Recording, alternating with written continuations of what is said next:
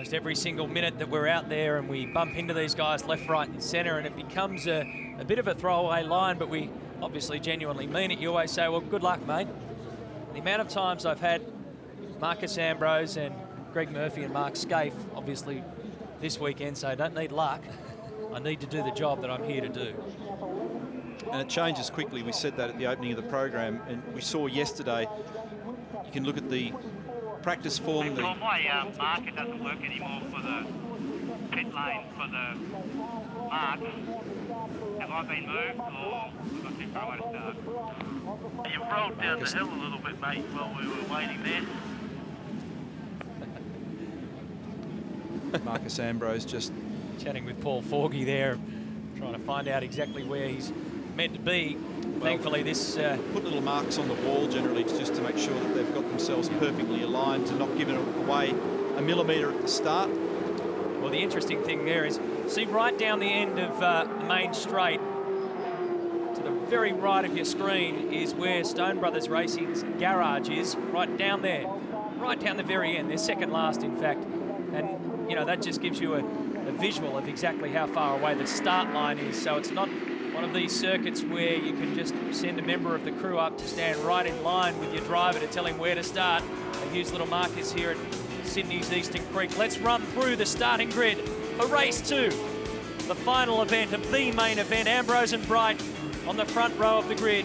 Todd Kelly and Russell Ingall. The boxes on the right-hand side of the screen indicate where they qualified for race 1. And obviously where they're starting race 2 is where they finished that first race. So Stephen Richards out of position 5. Max Wilson saving his best for last for 2003. Craig Lowndes 7th on the grid. That's where Mark Skaife is, position number 8. Was really an incredible save yesterday after being shuffled right down to the rear of the field courtesy of a drive-through penalty. Morris Barguana, McConville and Bow take us down to position number 12.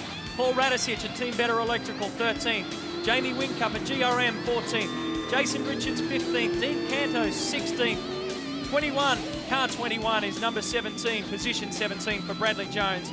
There's Glenn Seaton. This weekend marks his 175th championship start. Mark Larkham, this is his 102nd and final full-time championship start. On that page there, you'll see the name Greg Murphy. Delete it from the books, folks. He's being cancelled out of this race with a bad back injury. Murph will not start the final race of the season. That puts him out of contention, however remotely mathematical it was, of claiming the 2003 title. Rick Kelly from 26, Anthony Tratt from position number 28. We can also tell you that David Kraus there in position 31 will not be starting this race. Simon Wills from the rear of the grid. I wonder whether it was Murph's physio or his statistician that made the call. It's actually better to be out of this motor race in terms of his point score, which to me throws up a question mark about the way in which the points are scored in this year's championship, and much has been made of that, but he's actually better off, unless he could be in the first 3, he's better off where he is in the truck, in the air conditioning, in terms of his points gathering for this championship. These are the onboards today. Mark Skaife, Russell Ingall. We've got the race covered from every angle. Rusty's looking forward to his race, had a yarn to him just after the warm-up this morning. We've had 7 races of 250 kilometres or more distance for single drivers this season. And Marcus Ambrose has clearly been the pick. He's got the form guide. He's won 4 out of the 7 races. Also qualified very well. Only missed out in the front row once before this one. So 250 Ks to go. In that warm-up this morning, Mark Skaife was the fastest man by quite a margin. And the form that he showed yesterday to come through from the back of the field, as you mentioned before, Matty, was pretty impressive. It's a shame in many respects that we didn't get that shootout between the 2 top guns, Ambrose and Skaife, in yesterday's race. It may still come today, you never know. The 2 compulsory pit stops are an issue. The heat is genuinely an issue. It is seriously hot out there, and this is a very physical track. They will notice this in another hour or 2. They're all there. The world is about to change. The order of V8 supercars. Here we go, the build-up to the VIP Pet Foods main event. The crowd get to their feet. And right now, at this moment, there are no more second chances in the championship. Marcus Ambrose, a good one. Russell Ingall, more importantly, is going to sneak up and protect his teammate. gets through to turn one and puts the pressure instantly on Jason Bright. For Stone Brothers Racing, that's as good as it gets from the word go. Well, how good's that? And look at the jump from Marcus. If ever he needed to make a crack start, then this was it. Bit of nonsense at the back of the field. That's Mark Noske run wide at turn 2. They were 3 wide down there as usual. But Marcus has delivered the next key element in stitching up a championship, which is the perfect start. Clean air now. That instantly makes his life easier on the tyres. He can choose when and how he regulates this motor race, and that's the most significant thing. They've broken this weekend down into certain parts. Part 1, qualify well. Part 2, let's keep our nose clean in the race. Well, that went perfectly to plan. Part 3 would have been a good start, and there is the little bonus. The bonus comes from Russell Ingall. Boy, hasn't he done a terrific team job over the last couple of rounds in the championship. When he started to slide out of the picture, it all became about Marcus Ambrose and getting him to the line. He's there helping contact between Max Wilson and car 65, Paul Radicic. Nothing too disastrous out of that, but they certainly hit side by side. Settling out the order throughout lap 1 of 64. The pit window opens. The completion of lap 2, it closes at lap 48. Marcus Ambrose will get an almighty roar as he comes down. Only 1 lap. If that's what the Ford guys wanted to see, that's how you make sure that nobody can pinch a championship from under your nose. This is the Rat Max getting a little bit friendly. 1.3 second margin between Ambrose and Ingall on the out lap. The standing lap's an impressive time from Marcus at 1 minute 40.4. His teammate Russell Ingall at 1 minute 41.8. They were the only 2 in the 40s and 41s. Everybody thereafter 42s and beyond. It is staggering to look back. You've only got to look back as far as 10th position, and the standing lap time is some 5 seconds slower because of the traffic impact in the opening lap. Well, of all the starts we've seen this weekend, Marcus's yesterday was a boomer. This one's a corker from his teammate. That's a 0 to 100 Ks, which is typically the way the teams measure a good start in very good time. Just the right amount of wheel spin to launch it, and then good traction. And that propelled Russell right into the ideal spot to protect Marcus from this angry pack. But you know what? No one's even close to being near his pace at the moment. They've smartened that car up again, I think, even since yesterday's race, and perhaps even since the warm-up this morning, because it's quick. If that's the case, mate, if they've smartened that up to that extent, these guys are just holding on for the ride. What a ride it's going to be. What an amazing finish to the season. 35.3, the first flying lap for Ambrose. 35.8 for Ingall.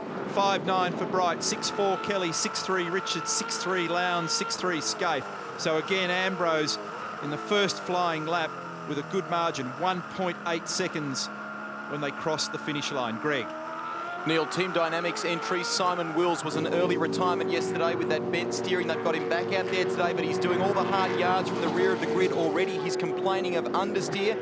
Oscar Fiorinotto's been on the radio and told him to try and use those anti-roll bars to dial some of it out right now. Looking at Lowndes here in turn 5 with Skaife behind him.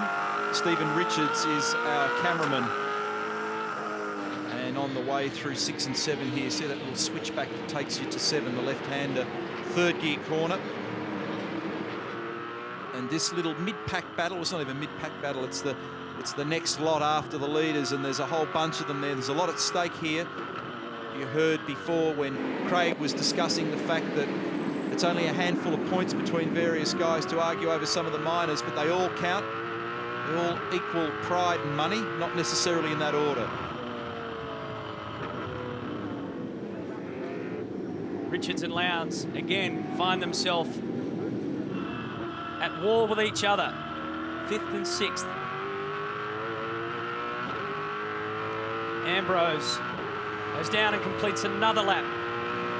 35 flat for Ambrose, 5.5 for Ingall, 5.7 for Bright. 2.3 second gap between Ambrose and Ingall. Add another second and a bit between Ambrose and Bright. I've just been out the back to catch up with the latest on Greg Murphy, and I can tell you that he is lying flat on his back in his jocks in the truck, pretty much unable to move. So at the moment, things not looking great for Greg Murphy. Interestingly, it's more than just this particular race and this year's championship that they're sort of concerned about here, and that is when the guys were putting him into the car and he was trying to get levered into the car just to see whether or not he would start, they were talking about conserving his back for future seasons. They're commenting that a lot of racers end up with bad backs indefinitely, and they don't want to put him in that situation from here. An interesting point there down here, Neil. I know as a driver you're committed into turn one, but at the moment these dark clouds loom over the distance here in the background. And interesting enough, track temperature here today is already down 5 degrees on yesterday. It's 42 right now, and as these clouds come over, it may drop even more. And you know, Darryl, the worst bloke in the world to ask about the weather here is Skaife, because when we raced here in May, he played weatherman, and it's been a bit of a standing joke at Holden Racing Team since then that whatever you do, don't let MS near a weather prediction. Well, if the rain does come, or there's a sprinkle, then that'll scramble things up. But I don't know that any of it's going to hurt Marcus at the moment. He's just done a 34.9. He's taken his margin out to 2.9 seconds over Russell Ingall. He's just skipping away on this first set of tyres. And one always assumes that the second set you go to will be the better set. Maybe he's gone the other way around with this to build a lead and consolidate, and then go on to slightly scruffier set. Remembering this weekend, 12 tyres allocated, 3 sets to use in the shootout. Incidentally, Rick Kelly has come in now. The compulsory pit stop window is open, and that'll be for tyres. Fuel requirement around here is about 2.4, 2.5 litres a lap, depends who you talk to on their fuel burn. And you need about 150, 160 odd litres of fuel to do this race, so you can't get through on the 120 litres that's carried in the tanks of these cars. Oh, they've got a bit of damage on this car. Rusty. Neil, it wasn't a scheduled stop. I spoke to Rob Crawford a moment ago. Rick Kelly shaking his head. There is some damage, as you mentioned, to the front right, and I think that has hurt that front right tyre. And Rick Kelly was complaining about it as he came down pit lane. So this is not the point in the race where they wanted to complete their first of their compulsory stops. Yeah, I wouldn't have thought so. It's very early. And you can see that there hasn't exactly been a rush to get in there, because nobody wants to stress their tyres any more than they have to, or carry an unusual fuel load any earlier than they have to. Here's the other man to watch today, Mark Skaife. He's gained 1 spot. Yeah, talking to the Aussie Mail guys and understanding that the stress is going to put on tyres, the boys say that JB was just simply frustrated in the train being held up, and they basically decided to take a roll of the dice, get him in, get him out of sequence and some clean air so that he can race hard and then hope the tyres last. Well, there's a big advantage in being out of the pack. If you're stitched into the middle of the ground, as you know, then it just completely ruins your rhythm. You can't sight your braking markers, you can't get on the gas as early as you want, it just changes everything. And you're sitting there in hot air, it's uncomfortable to drive in, it's hard on your car. The question mark in all that is now the ask that they put on that set of tyres, given that we're only 7 or 8 laps into a 64-lap race. That's going to be a huge job. Sometimes, though, you're able to, when you're on your own, you can stroke the car a little nicer than when you're having to use it up in order to fend from someone else or try and stay in the train. Looks like a really good team drive at the moment. Marcus Ambrose has almost a 5-second lead. Matty, there's only hundredths in it, but Ingall appears to be giving him about half a second a lap. Now, I don't know if that's intentional or not, or maybe he's just naturally slower than his teammate, or I don't know. 4.9 seconds is the margin at the moment between them. So, and Marcus just on his last lap has done his quickest lap of the race, but the fastest lap of the race. Did I spit all that out correctly? Here comes Lownsy down the inside. Does he get the job done? Oh, a little touch, and round goes Stephen Richards at turn 4. They've been scrapping for lap after lap after lap, and Lownsy's had a couple of looks down that inside. We'd have to see the replay of that dissected properly, but, well, we just saw exactly what happened to Richo. I was about to say the fastest lap of the race so far has actually been Rick Kelly when he went back out on his own. He's done a 34.8. Marcus done a 34.9, and he just did it on the last lap, so he's still showing good pace. Bowie, though, speaking about fresh air, just nailed a 34.1 on that set of tyres. Here's the replay from Lownsy. Down the inside at 4. Did he get up far enough? Oh, it's hard to tell from that angle. Maybe not. Hard to say. That'll be one that race control has a good long hard look at. It's a difficult angle again here. We don't know how far up the side of the car it is. From that angle, it looks like he could be far enough up. You never know. It's one for the driving standards observer and the stewards and the race director to have a long hard look at.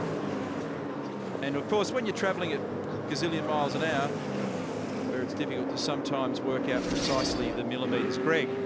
Castrol crew are already making a beeline, I think, Neil, for the judges of fact here in pit lane to express their concern about this incident. Stephen's engineer's already been on the radio saying just get back into a rhythm, just do what you can. Everybody also keeping their eye on the skies. The word a few moments ago from Marcus Ambrose, his engineer Paul Forkey, was, don't worry about it, Marcus. We understand the wind has changed direction and it might be blowing those showers away from the circuit. Now, Stevens popped back into the equation at 14th after that turnaround at turn 4. And no doubt that those pictures as Cito comes in for his compulsory tyre stop will be replayed several times over in race control while they just determine a judgment. We're going into the garage. Yeah, we've got a problem. Okay, Glenn, talk us through it. Go, Jax. See if we can hear Glenn.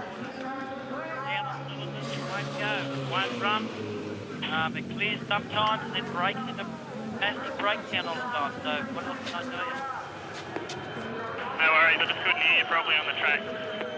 So it's gone off song. It's running on 6 or 7 cylinders. And this is the engine from ProDrive in the UK. And it's been a frustrating season for Glenn in terms of engines. There's been a few issues.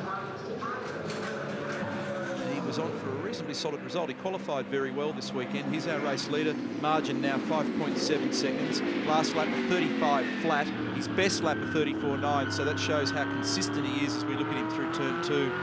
Todd Kelly, meanwhile, coming into the pit lane. 5.7 seconds, Ambrose to Ingall. Another 3 back to Bright. Another 4.8 back to Lowndes. Skaife is 5th. Morris, McConville, Wilson, Radisich and Whincup in the top 10.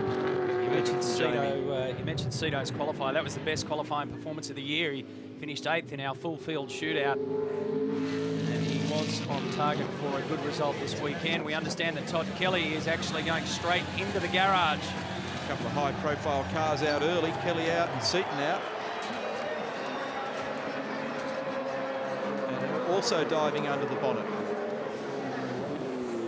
So we know that Glenn's is intermittently breaking down onto either 6 or 7 cylinders. And it looked like Darryl just in the corner there, just trying to get a handle on what's going on at the bottom of that, so we might try and find out when we can, but they won't be too keen to talk about it for a little while. Billy? Well, this in fact now clears Marcus Ambrose. It clears the way for him. If he is now classified in this event, if he goes the distance that he needs, I think it's 32 laps to be classified in this event, there are enough cars out of the field now for him to take the necessary points. So step 1 again, as you were saying, Matty, another step taken towards that title for Marcus Ambrose. Russell Ingall, his 95th championship start this weekend. Debuted here in 1996 in a Commodore. Now he's holding up the team end of the bargain for Stone Brothers Racing in the BA Falcon. 4th in the championship at the moment. He's been runner-up 3 times in his career, 98, 99 and 2001. Hasn't all been smooth road and plain sailing for Russell Ingall at Ford for 2003, but I tell you what, he's given it one heck of a shake, and when it's come down to the crunch, in terms of the championship crunch, he's been there when it's counted for his teammate in the last couple of rounds. The Enforcer, 2nd on the road. Over at HRT, Todd Kelly is off the road. What's happening, Darryl?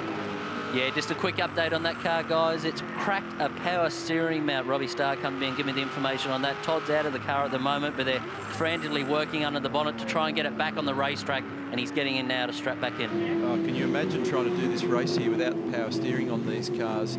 They're quite heavy enough to steer even with it.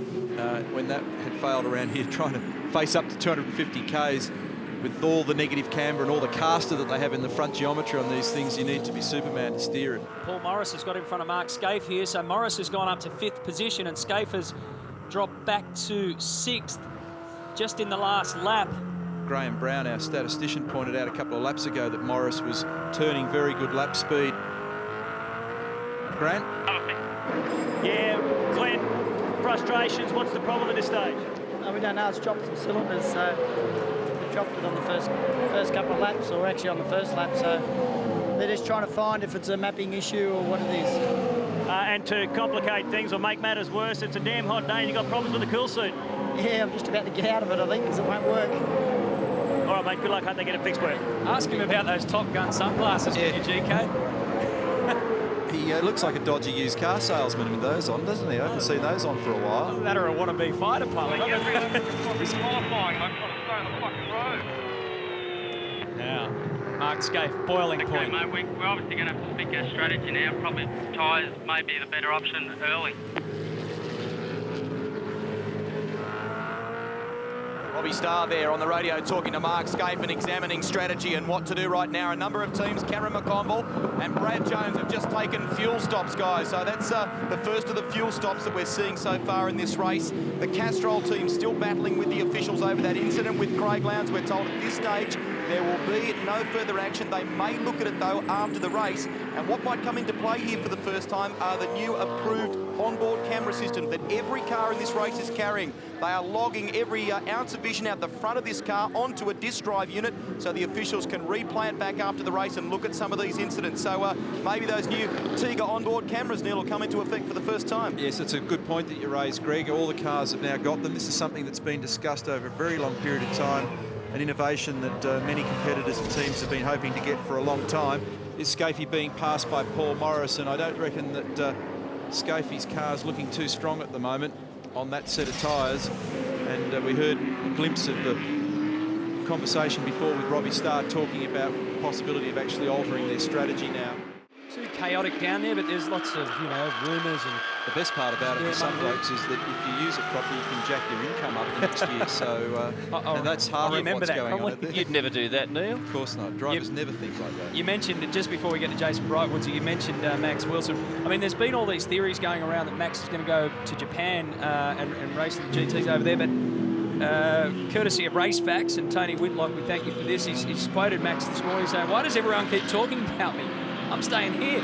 So it's all news to Max Wilson. There is a little bit of rumour mongering going on about Jason Bright and maybe a drive at 888 Racing. Maybe, you never know. But we'll all find that out in the wash. But this guy's had a pretty good weekend, Jason Bright.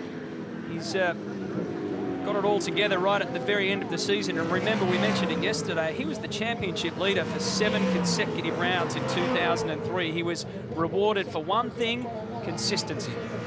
Some interesting things occurring here. We're hearing reports of lightning off in the distance. There is a bit of a cloud cover now. You see the track's not bathed in sunshine, and we've got a pretty substantial reduction in fuel weight in the cars now with 18 laps down. So you'll actually start to see, and there's that weather I spoke about. That's looking directly west past Australia's Wonderland out towards the Blue Mountains. Bathurst just over the hill.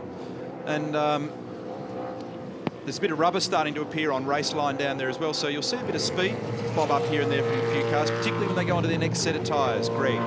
Craig Lowndes, young engineer, Des Conway has already been on the radio to him. They've said just keep an eye on Paul Morris behind you. They're concerned about Morris's progress in the Cirame Commodore and how strong that car seems to be coming onto this point. Lowndes' response was, "I'm concerned about the rear tyres. I want to look after these rears." And what he's done, Neil, in response is put both the anti-roll bars on full soft, trying to nurse that car right now. Stephen Richards has got by Jason Bargwanna in the last lap and a half.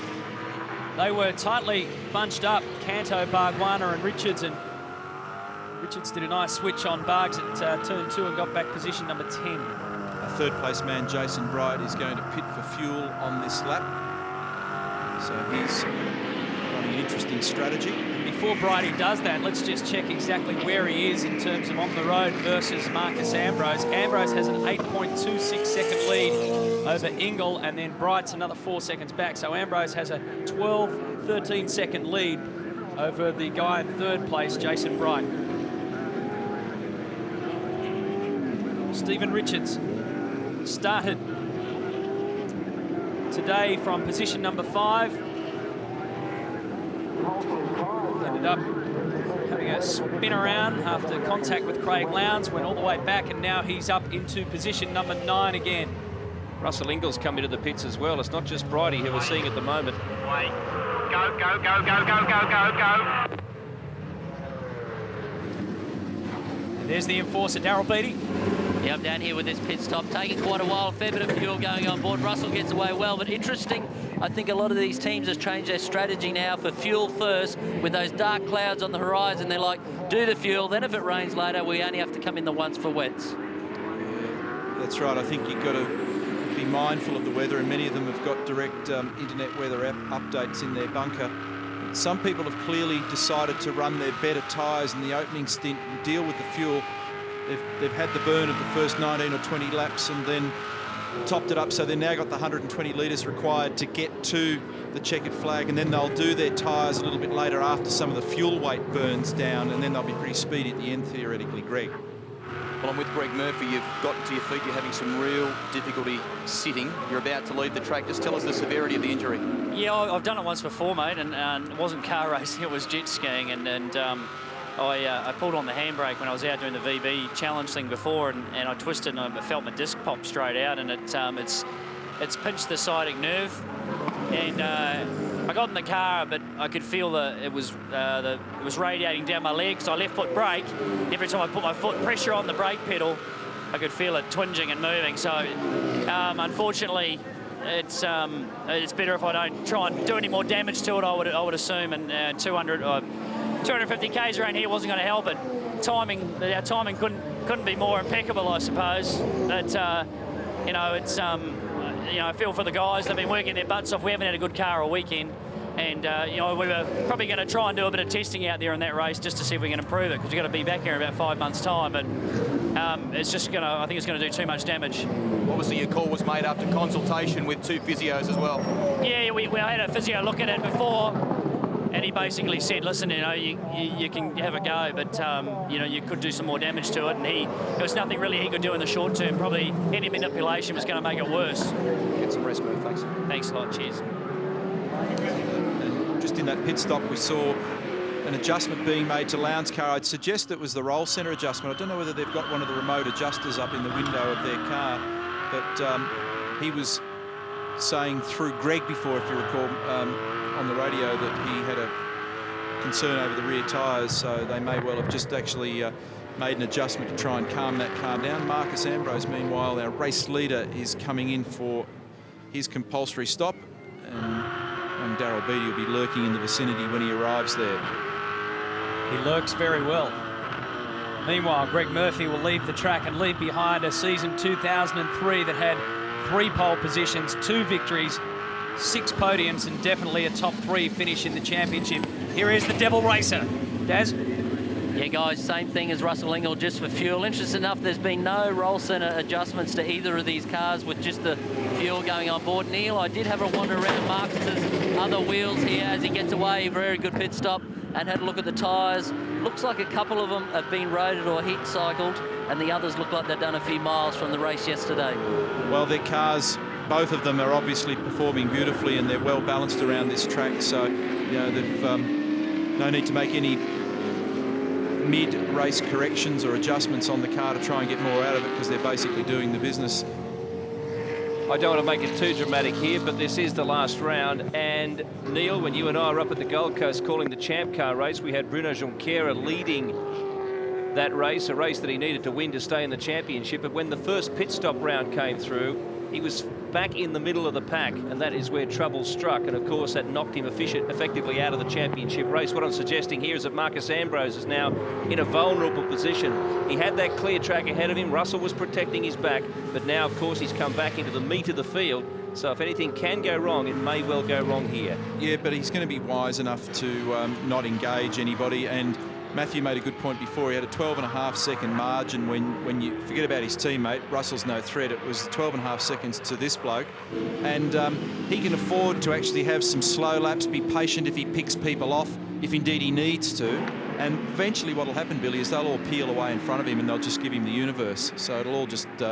it'll all look good in the not-too-distant future. And we've also talked about in the break, Woodsy, you said to me, isn't this bizarre? Marcus Ambrose has become Mark Skaife. Everything's falling his way, if you want to put it that way. Well, I could also tell you, to factor into that, Woodsy, this field is strung out all over this 3.93 kilometre circuit, so there effectively isn't too many traffic jams out there for Marcus to get caught up in anyway. Here is Mark Skaife coming in, and Daryl Beattie is right down the end of pit lane, waiting to see this stop. Everything fine here. As normal, the crew clean the windscreen. On the entry to pit lane, actually, it was interesting. He had a big lock-up. It looked like maybe the right front as he entered that zone to bring it back to 40 kilometres an hour. Good pit stop. And he just beats Radicic out of pit lane. I think he got the hint. Go. Skaife. No ambiguity in that message. No. Rejoins, and there's some traffic for you. Max Wilson and Cameron McConville. Actually, Cameron just did him a little service then and saw him, recognised the other car and made a bit of space for him. Skaife's now right with his best friend from New Zealand. Our TV1 viewers throughout New Zealand are watching this race live this afternoon. Welcome to you. We hope you're enjoying the final round of the V8 Supercar Championship. Thanks for looking after us in Pukekohe. And we'll see you all again next year, but you'll be watching with us. It was a great event, wasn't it? Another huge turnout, and the Kiwis were on fire, and so was their bloke. Unfortunately, it's just such a shame that, that Greg had a tough weekend with his car this weekend. Didn't really find a happy setup. Now he's got an injury, and he's just out of the game. But I think there's still a lot of positives for the Kmart crew and for Murphy this season. You know, in the mid-season, by his own admission, nothing to do with our view of it, he thought that he was a goner. So to actually be vying for the championship at the end was still a pretty fair achievement, with a vehicle switch mid-season from VX to VY, totally different configuration, front suspension, and when they first got the car, it was a bit of a puzzle. They've had some very good race meetings with it. This just hasn't been one of them. Running past those three prone vehicles, would you believe? I'd run out of the way too if I was a rabbit. Some people reckon I am. It's going to prompt a heap of pit stops now. Yeah, here they all come, including Marcus Ambrose. This one is significant, and I suggest it might have been the Shell car that was the problem down at Darryl.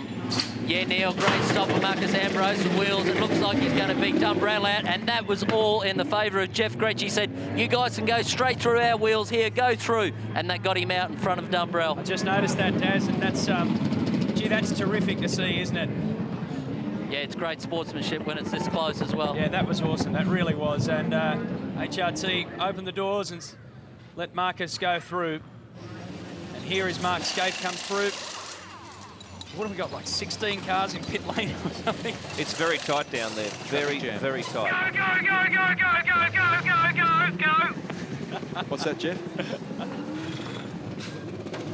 And Dean Canto comes in as well. This is when these guys in pit lane really earn their cash. And while we're in a little bit of a reflective mood for 2003, we congratulate these guys in pit lane. The professionalism of the crews up and down the lane just continues to soar, and it's quite a sight to see those guys in action. They're working harder and harder than ever before, and they're so responsible for what happens in the championship these days. They're such a vital part.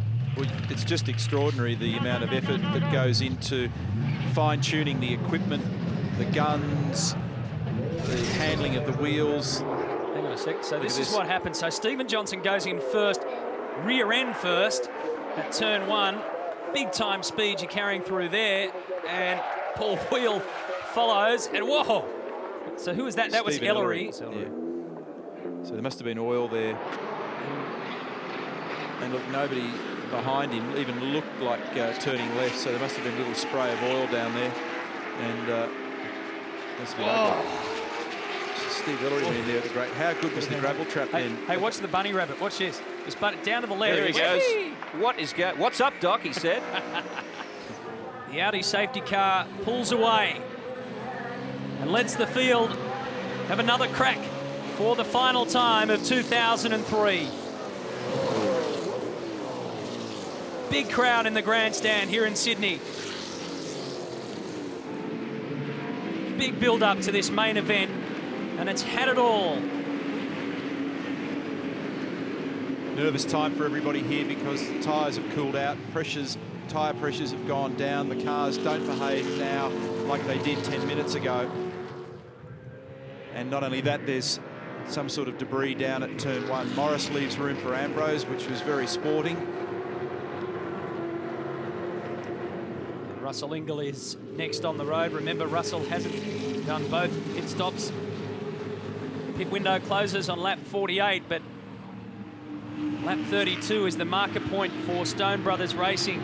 I was down there talking to Russell and Marcus this morning, and Ross Stone, the Stone Brothers are normally pretty... Wasn't he a cat on a hot tin roof this morning? Gee, it was funny. I've never seen a guy sit down, stand up, sit down, stand up so many times in such a short period of time, but he was nervous. There's no question about it, and it means so much to these guys. They've worked so hard, everybody has, but... He's off to the PRI show at Indianapolis this week. A lot of people from the trade here will head over there. There's a huge trade show at Indy where the world's motorsport technology groups and parts suppliers all gather. It's one of the single biggest trade events in the US. It was originally in Columbus, Ohio. It's now at Indianapolis, and it's even outgrown its venue there. And they have something, I can't remember the precise figures, but in the region of 40 or 50,000 people turn up, and they're all, you've got to be in the motor racing trade to attend. It gives you an idea of the depth of the industry around the world, and you name it, you can buy it there. So they're off, and Marcus just sneaks down the inside. Ross is off with a couple of the key guys from the team with a shopping bag, and just to have a bit of a sniff around and see what's around next year to see whether they can make these things any quicker. And this guy, Marcus, went over there for a short visit throughout the year to go and check out the NASCAR scene and had an absolute ball. You've seen that story on RPM. And he Look at this. Kid in a candy store. Oh, Skaife and Lowndes get together. Trouble. Paul Dumbrell says, I'm not getting part of that. Look at Lounsey. Rear hanging out all over the place. The former teammates get together. Canto was overlapping at the start, so he's going to take a drive-through penalty. You've got to stay less than 5 metres behind the car in front of you, and you must be single file when you greet the starter at the control line. Here's a replay. Mark has a look up the inside. He couldn't get it done, though. Craig was down the inside of Dumbrell, and there was contact, and then everybody's in the marbles. When you're out on the outside of the road there at turn 4, it's always ugly. It did sort itself out. Now this is a very, very important part of the 2003 V8 Supercar Championship.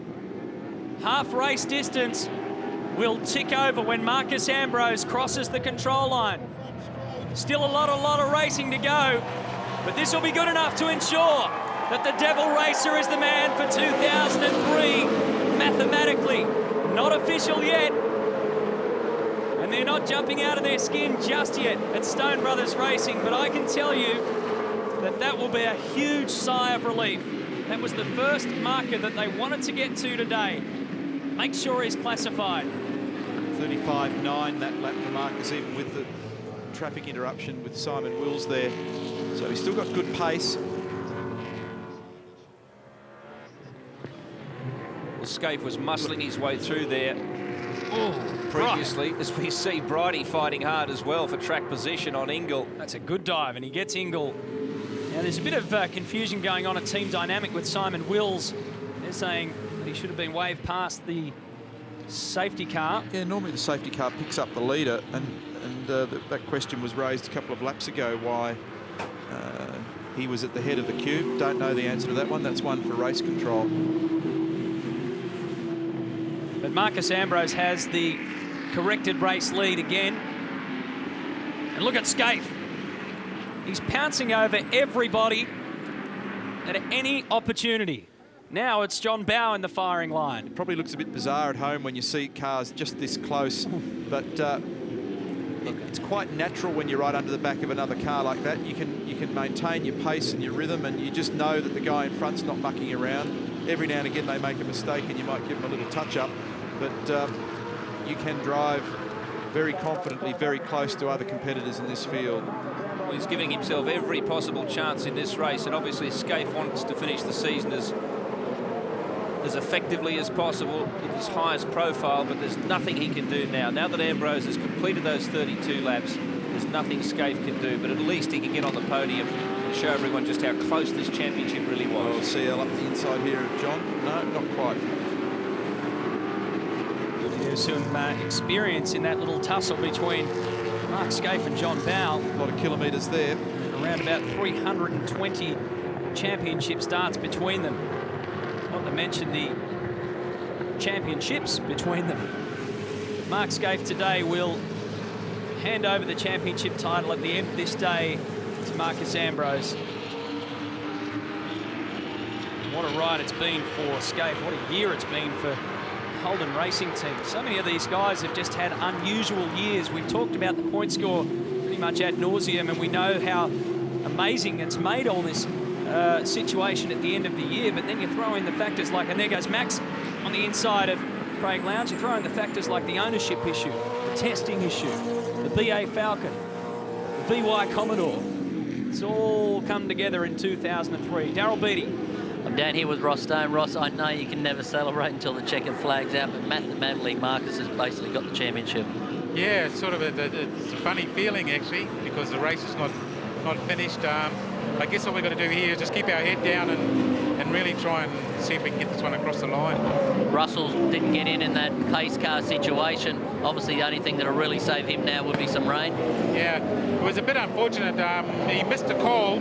One of our radios went down, and so he was left out high and dry, if you like. So we've got to try and recover the best we can. We're holding off now in case it rains, but it's looking less and less likely all the time now. Thanks, Ross. Yeah, thanks, Gerald. Oscar, there's confusion over the situation with the safety car there, and Simon, can you try and explain your take on it? Well, at this stage, we'd obviously pitted twice, and we feel that they picked up the wrong car. Now, unfortunately, we were stuck behind the pace car as we exited the pits, and we believe Ingall should have been the leader. Unfortunately for us, we were caught out, and subsequent to that, we've gone a lap down. Now, we'll be taking that up after the race.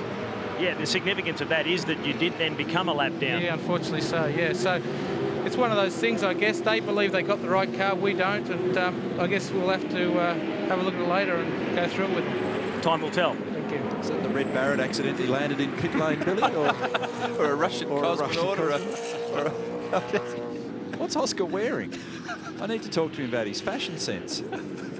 He might have picked it up at the trade show in Indianapolis. I'd see if I could get a refund. 32 degrees ambient temperature, and 37 degrees is the track temp at the moment, so it has come down. But Ross Stone just made an interesting comment that he didn't think that there was any likelihood of the rain actually making it now. Skaife's able to draw alongside. Does he get past as they roar down the straight? Morris is proving a bit of a handful for Skaife earlier in the race, which was not a friendly thing for a fellow Commodore driver, but in the end, Skaife does get past. Now, Marcus Ambrose put in 2 consecutive lap records, Neil, a couple of laps back, fresh tyres.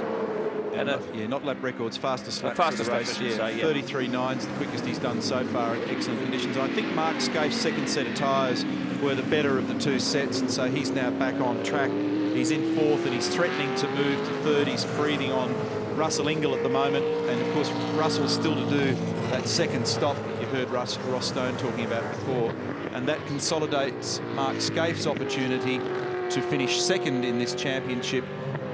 That's what he needed to do, to be in the first 4, and obviously here's that battle now. Gregory. Well, Neil, we know there's enormous amount of interest in this final round of the championship at home here in Australia, but we've got a lot of international interest as well. Derek Warwick, ex-Formula 1 driver, is here. Another ex-F1 and ex-Champ Car driver is here as well. Alex Young, how are you? Good, thanks. Good to be here.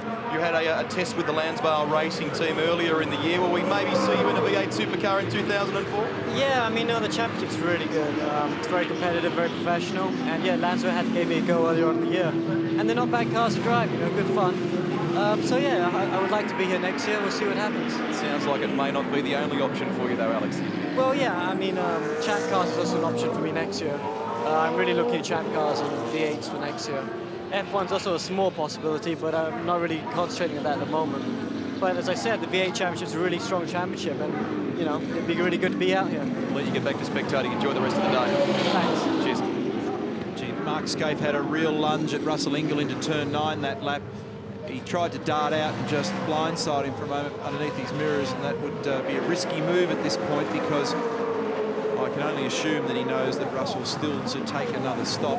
Remembering the Stone brothers are holding on in case there's going to be weather interrupt this race meeting, and then they can just go on to wets, which becomes the compulsory stop. But Skaife's now flicked the lights on. You can see the reflection in the back of the Ford. there's still a bit of weather lurking here. I don't know that I'd write it off just at the moment. That's not very far away.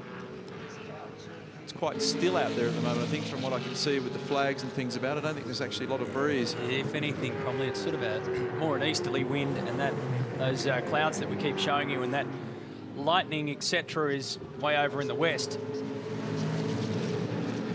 So, Ingall and Skaife, toe-to-toe. Skaife, does he risk it, have a lunge? Does he just hold out until Russell has to come in and complete his second compulsory pit stop? For old Glenn Seaton's not only lost his voice, but lost his way with Anthony Tratt. Yeah, Glenn's been in and out quite a few times, obviously, with that engine problem. And he and Tratt are actually good mates. Don't know whether they will be after that. But just a dispute over the same bit of turf, and everybody's scrambling away from that one relatively unhurt. It's not going to do his chances of getting another test with FPR much good, is it? Might not get an invite to Cito's Christmas party. He is pressing on with his moving north manoeuvre as well. He's going to head to Queensland. Seems to be the fashion these days. The man in front of Mark Skaife has done it just recently, Russell Ingall, for business as well as lifestyle reasons. And at the moment, those two are setting about giving themselves something to talk about on the next V8 Superstars program next year, because that could be quite a hairy dice. Skaife's flicking those lights at him. Jason Bright's got very good car speed as well. His last lap was a mid-34. In fact, his last lap was his fastest lap of the race, a 34.5. So he continues to have a great weekend this weekend, Jason Bright, keeping his stock high. And that car's been really in the groove here. Craig Lowndes in position 8 at the moment. Corrected, that would be position 6 once Morris and Ingall finally come in. They're the only guys left up towards the top of the ladder. Ingall 3rd on the road, Morris 6th on the road. And car 29 has done a fuel stop, so too is car 9. They need that weather to arrive because the pit window closes on lap 48 in this race. Russell's first stop was for fuel. Those tyres wouldn't be too healthy out there at the moment, I'd imagine. There's a real train gathering up here. Rick Kelly's at the head of it. There's a whole bunch of them fighting for position here. Larkham, Garth Tander, Bargwana, Bernard. It's Bargs there, is it? Yeah, it's car 20. He'll become the senior driver at Orcon Racing next year, with Mark Winterbottom, his teammate. Marco stepping more into the front office than ever. But we will see him, I'd say, at Sandown and Bathurst.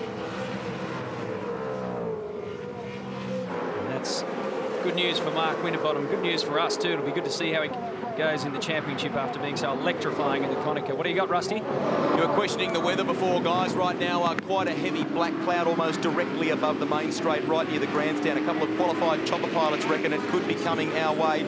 Temperature-wise, if you're to use that as a gauge, at the beginning of the race, the ambient was 33. On track, it was 46. Right now, the ambient is 32. It's only dropped a degree, but on track, it's dropped in the vicinity of 9 degrees. 37 degrees on track right now. Yeah, no sunlight on the asphalt makes a huge difference, and that's why one of the reasons why we're seeing good speed with lighter fuel loads now and reasonable tyres in this second half of the race.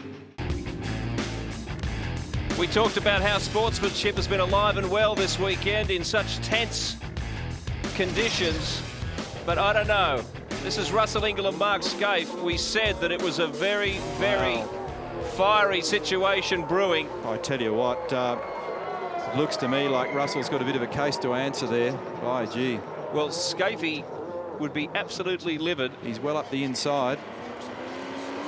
He hasn't given him a lot of room, but whoa.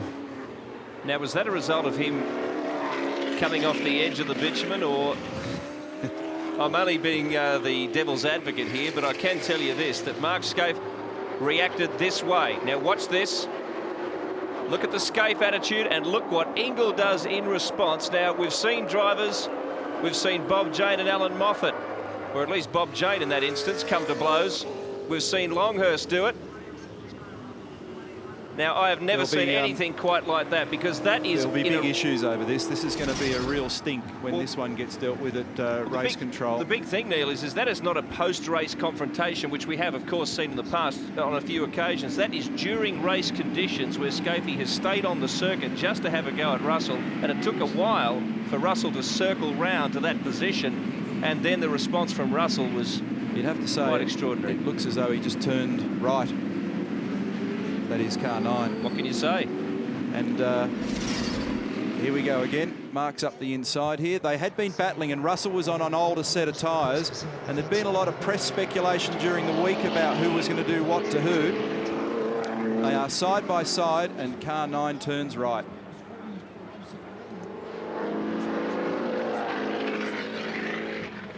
Big impact in the end. Really. Does that cost Skaife second place in the championship? Gee. I think it has, yes. Probably will. It has, but... just happened as we went to the break, and seen what's happened since. And Rusty's in there. Greg? Well, Rostone, you've had a chance to look at those replays. What has Russell had to say about it, and what's your take or your view? Actually, Russell hasn't said a word about it, and I don't know what to think about all of that. We don't want to see that sort of stuff happening, so need to have a better look at it. Was it, you know, from one particular replay, it did look like the back left-hand tyre dropped off the edge of the circuit. Would that have contributed to perhaps Russell? Yeah, as I said, I didn't really, I need to have a better look at it, so I guess at the end of the day, it won't be me looking at it, so we'll see what happens. Thanks, Ross. He's playing his cards the right way. I mean, you just... Well, Russell should pit now, shouldn't he? Because the safety car's out. This is an opportunity for him to make that second stop. Here it is again. The thing that's going to get Russell in trouble there is the fact that the car goes so far to the right. The car at that stage well on the road. He was off the concrete pad back at the corner exit, and that's actually quite normal. You'll see when you walk up there, there's a huge amount of area where the cars actually drive off the end of the concrete pad. And there's the reaction. That was the first one. There was a second one. Darryl. Yeah, I'm down here with Rob Starr. Rob, did you speak to Mark initially after that incident? Obviously, what we've seen on TV was enough. He really didn't say, and he just obviously voiced his opinion about Russell's driving standard. And, you know, the pass was made when you watch the footage, and suddenly the car's turned around. So, you know, the footage speaks for itself. So I don't want to say something and get in trouble for it, but, you know, we're pretty disappointed. We'd made our way up to second in the championship, and now that's gone. So, you know, just a terrible day for the team. Hard luck, thank you. Thanks, mate. The question mark over something like this is that we may have missed something earlier. Of course, there could have been some contact prior to that and the previous laps. You don't know, but pretty conclusive vision. Just unbelievable scenes, really. And these guys are very passionate about what they do, and it's a big, big business sport. And Mark Skaife and most of the drivers are very professional people these days, and to lose your cool and to completely show your feelings like that just shows the enormity of the situation. Skaife waited for quite a while, and I've got to say, like, you know, over a few minutes for the cars to trundle around under the safety car with one specific reason, and that was to let exactly vent his feelings towards Russell Ingall. Anyway, the wash-up of all of that will be sorted out a little later. I guess we'll be tracking down Mark Skaife as soon as he returns. The clouds hover over and get more and more menacing. Just extraordinary scenes to finish 2003. Here we go. This took place during a race. That's the disturbing aspect of the whole incident. Both HRT cars gone. Racing team general manager Jeff Grech. And they start to pack up. Again, Eastern Creek for 2003 has bit hard for HRT. It was tyre problems when we first came here earlier in the season, and now Todd Kelly's out, Mark Skaife out, and those images will be back to haunt us for a while. I'd suggest an unsavoury end, whichever way you look at it. Hopefully it doesn't take too much gloss off the performance of the man tucked in behind the Audi safety car, Marcus Ambrose, at the end of the day, because he deserves to be applauded for what he's done this season and what he's done this weekend in particular. He has done a fantastic job, hasn't he? It's been an awesome display, you know, under the most extreme pressure, right when it counted, and it's the form that we saw earlier in the year from that team and that driver. And fastest lap of the race so far at 33.9, and a couple of brilliant starts yesterday and then again today, and just crushing speed, really on the money. Yeah, Ingall has made his second stop during this safety car period. He took the stop immediately after the incident. He came in straight after the incident. And those two garages are beside each other. Off we go again. 18 laps remaining for the final round of what's been quite an incredible Sunday of racing in Sydney. Through turn 2, Jason Bright was really giving Marcus a bit of what for as they were warming up under safety car conditions, and Marcus was responding in kind. Dirt flies over the top of the hill as everyone jostles for position, and probably the winner there might be Bargwanna. Kelly squeezed out wide but gets him at the left-hander. And that's as close as you want to get, because Bargwanna dips into the gravel. He dropped a spot to Garth Tander there. He was out wide at 5 and couldn't recover from it. He was in the gravel a bit on the exit. Just listening to the crowd response shows you how much passion is around out here. The grandstand is chock full. And it's there's going to be a lot of chat over that one for a while. That's it's going to keep the phone ringing for a week, isn't it? Well, the Ford fans, of course, were cheering jubilantly, but I really don't think that's the kind of thing anybody wants to see when they calm down and look at this whole business rationally. This is a dangerous sport. Makes for an interesting gala awards dinner, would he? Well, I was going to say, I forgot, I was thinking V8 Superstars next year would be exciting enough, but those two guys sit next to each other. But yes, the awards night will be fascinating. There'll be more action in the next hour or so. Don't worry about what happens tomorrow night. It'll be what happens tonight that you need to focus on. There's going to be, I can promise you. So Craig Lowndes is in 5th position there. John Bow in front of him. Let's recap this race score and see who's where, but after all that mess, Ambrose and Bright leading the way. Look at Max Wilson. Hasn't he just performed a second half surge of this race? JB in 4th, Lowndes in 5th, Radicic in 6th. So Bright is the only Holden amongst all that. Then Stephen Richards, McConville, Tander and Rick Kelly make up our top 10. And Garth Tander's also shuffled his way up into there as well. Very light sprinkle of rain out there at the moment, and it's noticeably darker. This fella's had a really good run, hasn't he? He's actually shown some great speed just recently, but there's been a couple of occasions where it's got away, but his form has been very good. Very good in qualifying. We saw some awesome performances from him last year in qualifying, and been harder for him to stitch together race results. The rain is now coming down a bit more solidly than when I mentioned it 30 seconds ago, and the wind's having the big swirl, and tents and trees. Look at all the dust and garbage there as well. You can see the rubbish on the road. So the weather has finally arrived, and the pit stop, compulsory pit stop window has now closed. Look at this battle between Bow and Lowndes.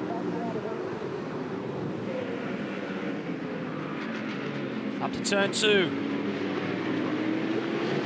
Paul Radicic wants to be part of that action. And so too does Stephen Richards and McConville, all bunching together on the exit of 2. JB under attack. There was a bit of aggravation between the two of them at Oran Park earlier in the year.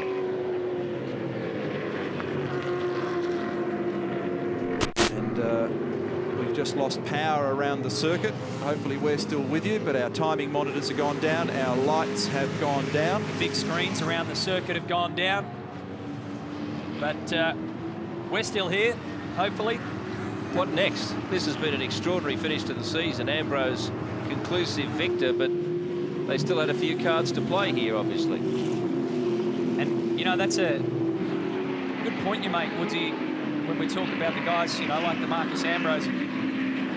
exactly what can happen in these kind of races as the rain starts to get heavier and heavier. Thunder rumble. Marcus said to me earlier in the week, you've just got to play with the cards that you dealt with in this game, and never has a truer statement been made and unfolded the way that we've seen it today. Yes, sometimes you've got to know when to hold them.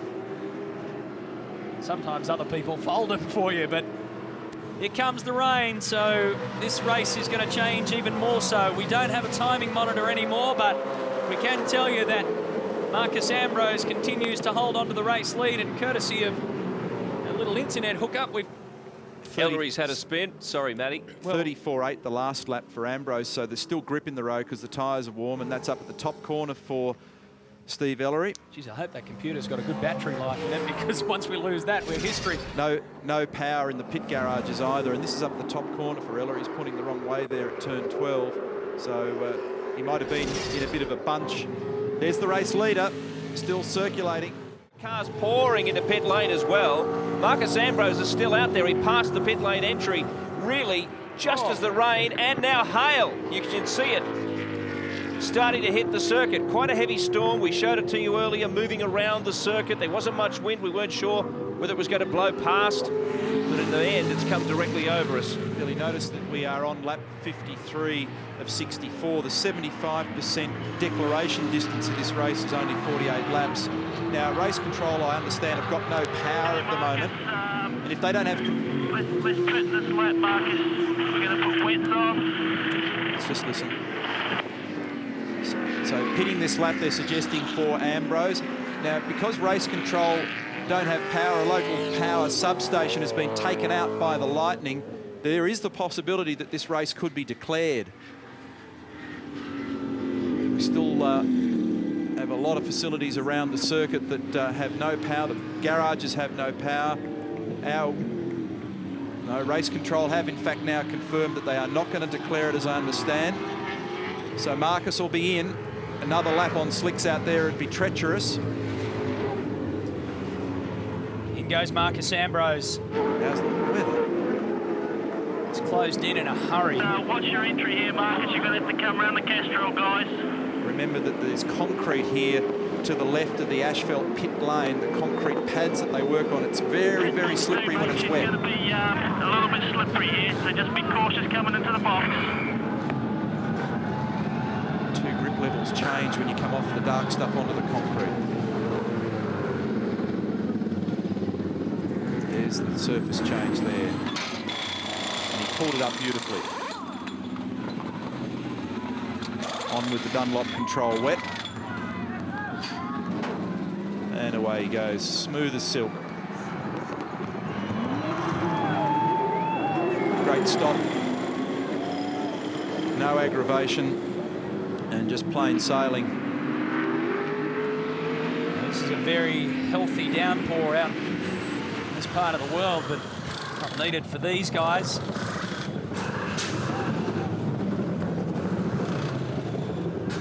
The catchment area is needed, that's for sure. Well, every time there's been a motor race lately, it's been doing this, but it's good news for our countryside because the place is so dry. There's been good rain in the early part of the week here in Sydney.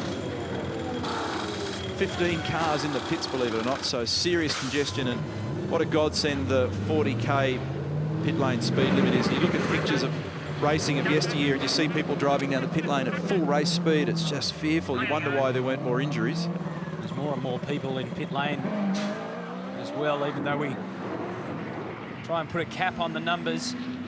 Well, they've gone in the other direction for the Australian Grand Prix in March. They've increased the pit lane speed limit there, although that is Formula One. They can stop those cars fairly quickly, and the crews are very experienced too. But that is heavy. There's a lot of water in a very short time, isn't it? I don't think there's a lot of hail out there. It's actually a bit of debris that's been floating around. There's a lot of steam on the road because of the heat in the asphalt. And if it gets too river-like, and there was contact in pit lane, I understand, here between Larkham, I don't know who the other competitor was, Ellery, I think, and look at the guards being yanked off that car, front right guard. Get a good look at the front suspension on the Larkham-mobile. Grant. Yes, Stephen Ellery and Mark Larkham, it was, came together. I didn't see the incident itself. It looked like a car controller issue, but the front end of Larkham's thing has come off, and somebody has had a big spin on pit entry, guys. That's Simon Wills, GK. He's collected one of the signs to the left-hand side, and there's been big contact there, Greg. Anybody on slicks is really struggling. Well, this is the problem, Neil. He's been on slicks. He's already had a minor off. He radioed Oscar Fioranotto a moment ago and said, Oscar, I've already had an off. They said, come in, it's too dangerous. And this is the end result with that flood of water running downhill on that front straight. He was just a passenger. Yeah, and Paul Morris is trapped out there as well, and Morris has actually gone on to do another lap. Here he is. You lose complete control in these conditions on slicks, and there's Morris behind in similar trouble. So's Bernard. There's that much water on the road, and the slicks sit up on top of the water film. There's no tread pattern. Safety car's been deployed, and basically you can't drive the car. Now, Morris was committed to another lap here after all that. I saw him go straight by, and look at Wills.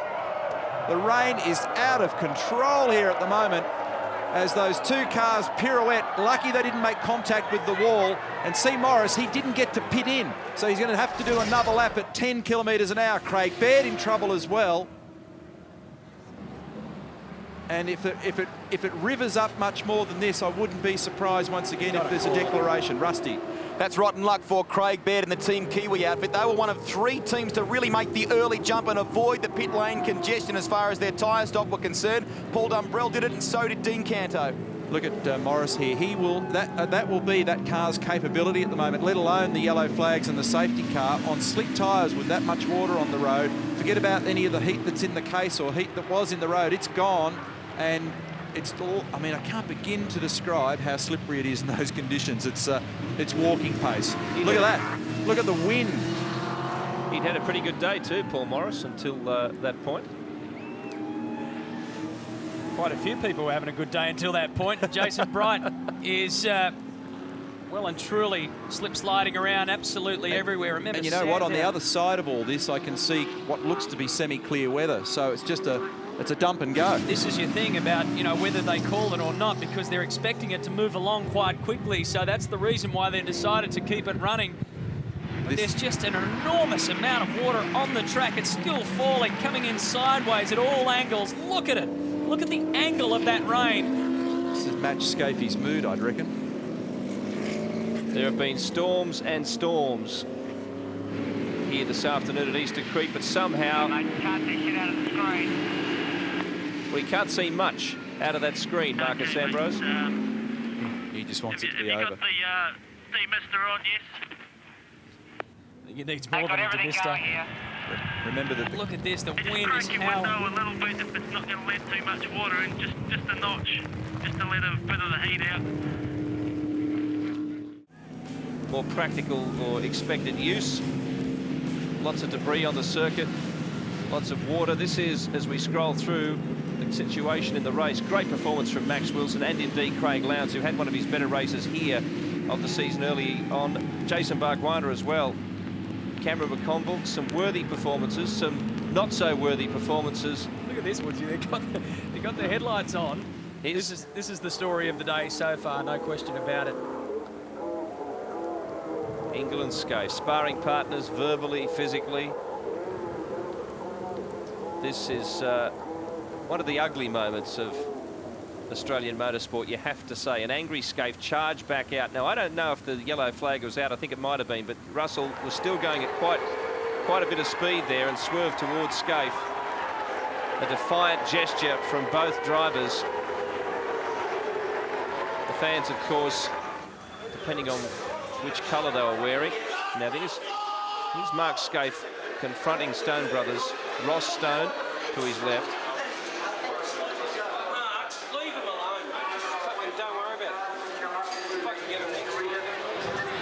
Jeff Grech there calling Mark off. Now, Mark obviously wasn't aware that when we spoke to Ross Stone earlier, that Ross was most seemingly, I can't speak for him, of course, but he seemed to be a little bit embarrassed by the incident, and I don't think he approved of Russell's actions. I think that's a fair comment, but of course, Ross played it very calmly at the time. But I mean, it's you know, it's all going to come out, dare I say it, in the wash. But I think you're right, Woodsy. That whole scene's just an ugly scene. And the only scene that's uglier than that is that weather out there at the moment. Have a look at the rivers that are on that racetrack, which normally means that the race has stopped when there's just so much water on the road. But obviously we're pretty close to the end of the race. There's better weather coming. So the race director's hoping we can get this thing through to the end, but what an extraordinary afternoon. How do they know the better weather's coming? We can't see 3 feet in front of us, let alone over the hill. I didn't say when. It could be next May. Somebody made a phone call from Jamaica. I think it was in my stars this morning. But the other aspect of it too, I think, it's in your water. I don't think the V8 Supercar officials would like to see the series finish under a yellow flag either. Right. That's exactly right. Look, either way, it's done and dusted. I mean, it's all over. Red Rover because, well, Blue Rover because Ford have done it for the first time since 1997. Marcus Ambrose is about to officially be our 2003 champion, the first guy since Cito to do it for the Blue Oval boys. Let's get down to pit lane and have a chat to Mark Larkham, who's bidding us farewell from full-time racing. Well, Larko, there was a lot of chaos in the pits, but I guess it's fair to say it was worse for you than anyone else. Yeah, it was, mate, in all of that. Unfortunately, we made contact with Ellery. Not our fault, not his fault. Yeah, not the way I wanted to finish, but look, mate, it's all that action, I guess, is part of the mix that's motorsport. So, you know, you cop it on the chin, and, you know, I've had a really enjoyable weekend, and, you know, I'll go away with great memories from here today. I guess, you know, that's just a disappointing thing as an athlete, I suppose, but you're going to change your focus now and in terms of another role in the team. Are you looking forward to that? Absolutely, I am. I'll still be driving at Sandown and Bathurst, but I really am looking forward to the team ownership thing. There's lots to do with Mark Winterbottom. We've got a great young talent. We've got Bargs there now, so I think this is the start of a new era, so I'm actually looking forward to it. Well, Mark, it's been a pleasure to watch, and congratulations on everything you've done, and good luck with next season. Thanks, buddy. Appreciate that. Good on you. Hear, hear for Mark Larkham. 102 championship starts. Career started in 1995, made his debut at Bathurst. Well, his touring car career started then, Ford Falcon EL, and this year became only the 13th man to join the 100 start club. He finishes with one pole position next to his name, Bathurst in 99, on the podium at Queensland Raceway in 2000, and on the podium at Bathurst in 1997. So thanks for the memories, Mark Larkham, and we look forward to seeing Mark Larkham Motorsport and Orcon Racing go ahead in leaps and bounds next year. They're financially secure. The boss is now in full control, and he's got 2 young, hard chargers out there to let loose for 2004.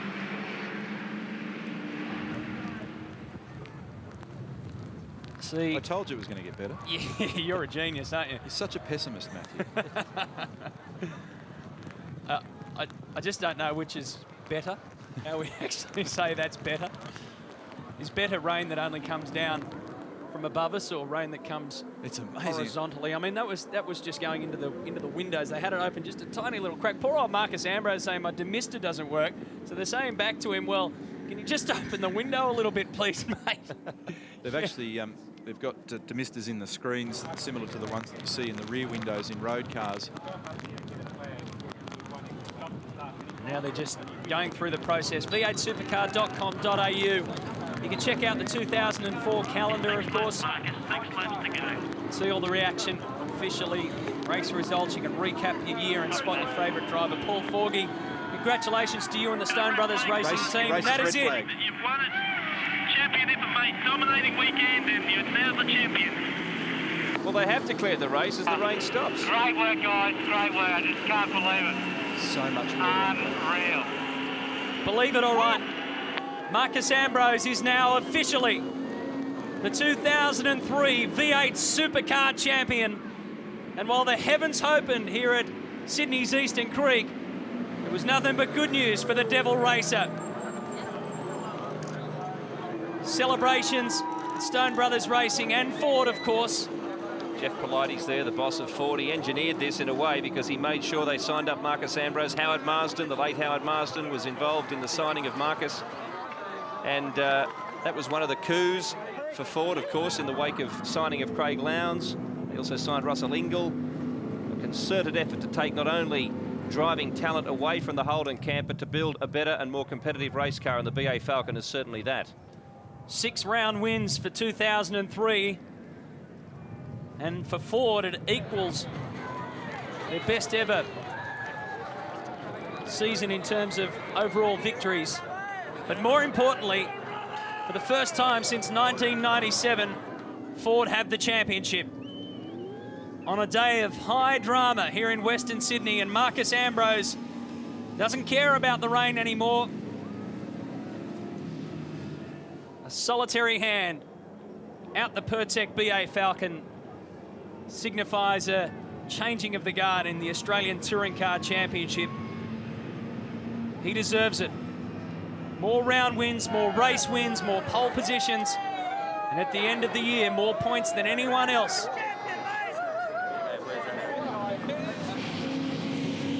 And it won't matter that it's been declared that it's finished under safety car conditions. You get them any which way they come, and quite clearly he's been the dominating man when it counted this season. There's going to be a tremendous amount of heat in pit lane when all the respective drivers get out of their cars and get behind pit lane. I think you know what I'm talking about, but Marcos Ambrose won't want to worry about any of that because he's got more important things on his mind, like first of all collecting the round win trophy, and second of all collecting the championship trophy.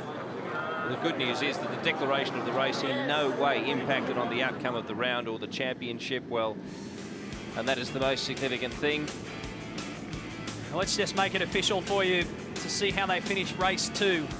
Ambrose, Bright and Max Wilson up onto the podium. Craig Lowndes in 4th, Garth Tander 5th. Bargwanna finishes with a 6th placing, and Radicic and McConville. In fact, most of those guys on that page there were the guys that were responsible for late season charges. So they've kept the form right to the very end. Canto, Kelly make up our top 10. Bernard, in his last drive for Ford Performance Racing, gets an 11th. Russell Ingall, well and truly in the frame in more ways than one. He finished 12th. Bradley Jones 19th, Morris 20th, Jason Richards 21st. Baird, Wills and Ellery take us down to 24. Mark Larkham finishes out of the car in his last race, and that's disappointing for him, but we said our thank yous to Larko, and he'll be happy that a fellow Ford man has finished it off. And look at the crew waiting by for Marcus as he pulls up in front of the grandstand and burns it out for 2003, the champion. Well, at least the crowd won't have any pollution problems here, but they'll still see plenty of action from Marcus. He's letting it all hang out now. The emotions will be really on top of him. I wonder if they'll fine him for jumping on the wall this time at Eastern Creek. I don't think so. In many ways, he's danced all over him throughout 2003, and now he's just got the stage to himself. Fireworks are going off. I think we've seen plenty of those already.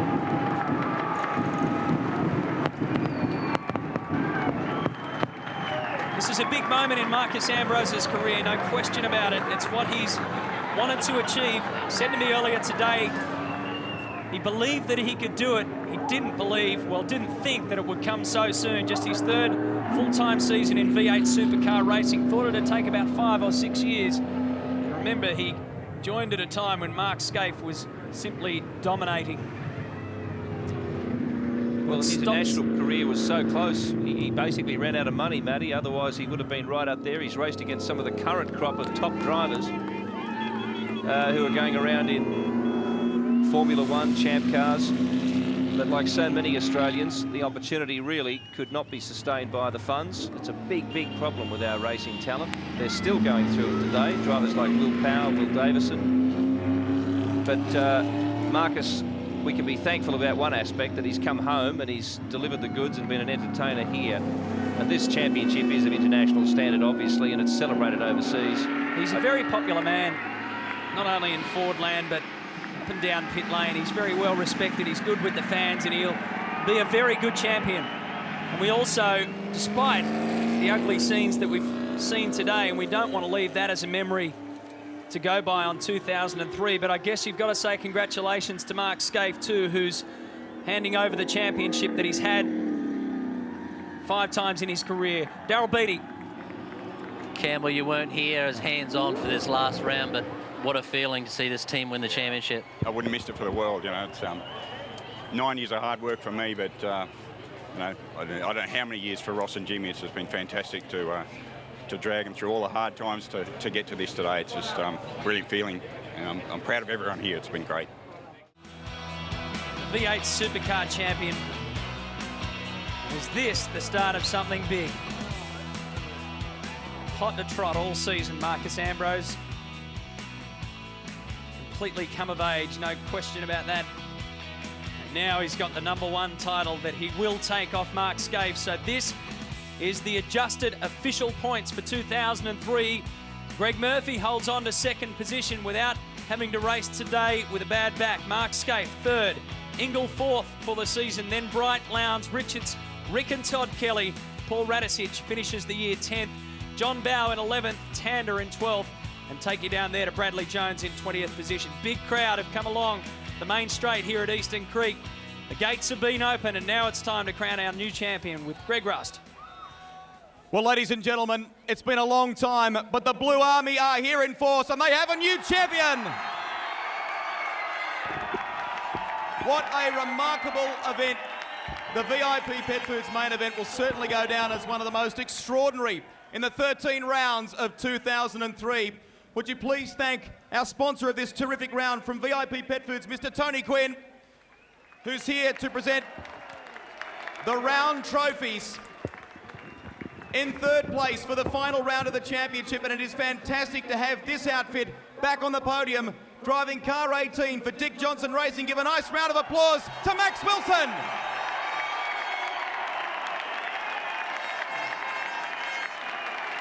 Fantastic drive, Max, and incredible conditions.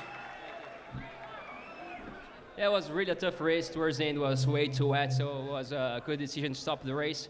I'm very glad to finish on the podium in the last round of the year. You know, the V8 Falcon was great, and we're looking forward to do more next year.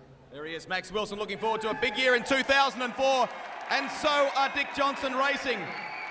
To collect the trophy from Tony Quinn now, second place from Team Brock. How about a nice round of applause for Jason Bright?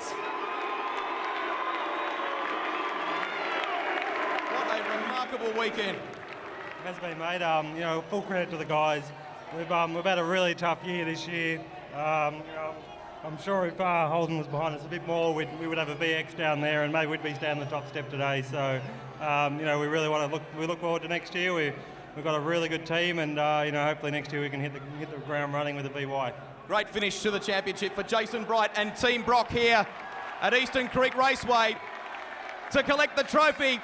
He won this round earlier in the year, and he's won the final round as well. How about it for Marcus Ambrose?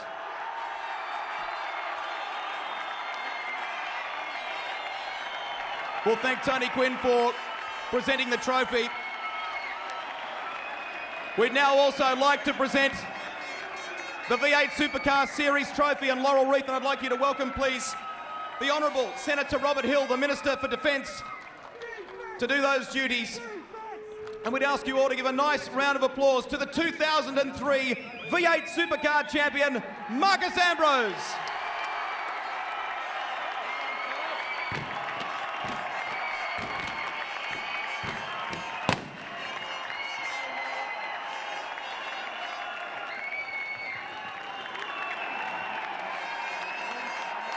A big thank you to Senator Robert Hill, and we now ask Marcus to come down and to say a few words. A fantastic weekend for the Stone Brothers team. They won their first championship this year in the Conega. Now they've won the main game as well, and you're at the helm. How does that feel? Oh, I tell you, I just can't tell you how awesome it feels. It's just been a huge road for the Stone Brothers team and for myself and for Ford. It's been a lot of years, mate, but we're back in force, and we're taking that #1 straight off Skaife's door tonight. What was that?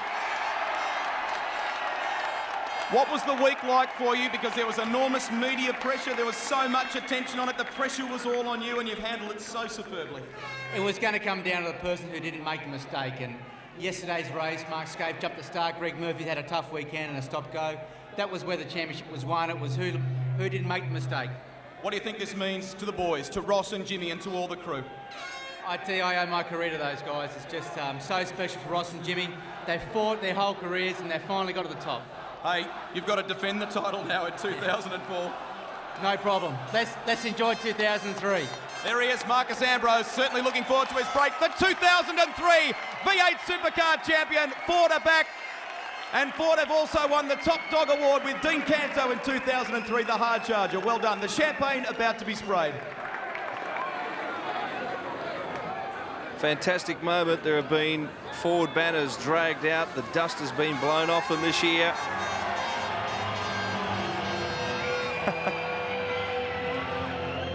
And some nice touches to end the season.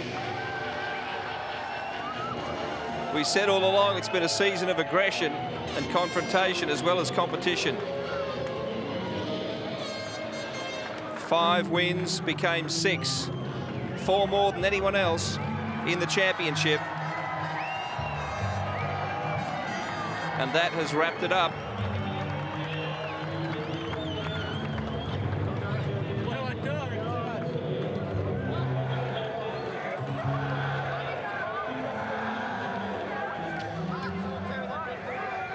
So he says he'll take the #1 from Mark Skaife's car. Russell Ingall may already have scraped that off earlier in the day, but we'll talk about that and other things when we come back for a break. Congratulations, Marcus Ambrose.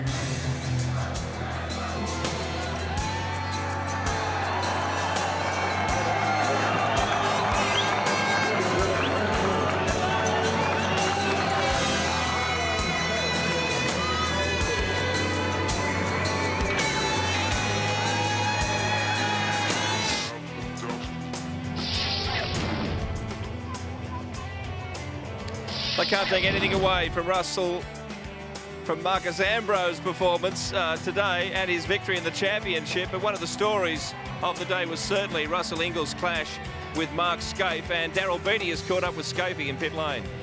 Yes, I am. It was a big story, Mark, but can you give us a run through on that incident, even a few laps before the battle you two were having?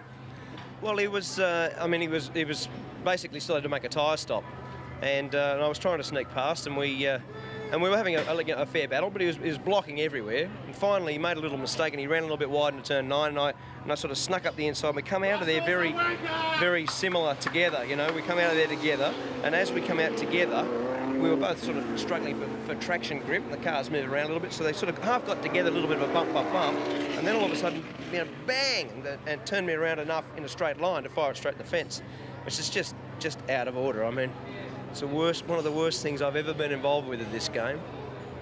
As far as championship goes, another blow as well. Yeah, I mean, at that stage, we only had to basically then finish up there somewhere to finish second for the year, so, you know, it's cost that. But, I mean, the thing about it is I always, you know, look at it in reverse. If it was in reverse, Daryl, I would have found a way not to fire the bloke around. And although the manufacturer battle and the competition's fantastic and it's rough and it's hard and it's great, I mean, that sort of stuff is just dead set out of order. I mean, I've calmed down a little bit now. I'm back to about 160 heart rate. But, I mean, seriously, if that was any other sport, he'd be out for a year. That's the sort of stuff.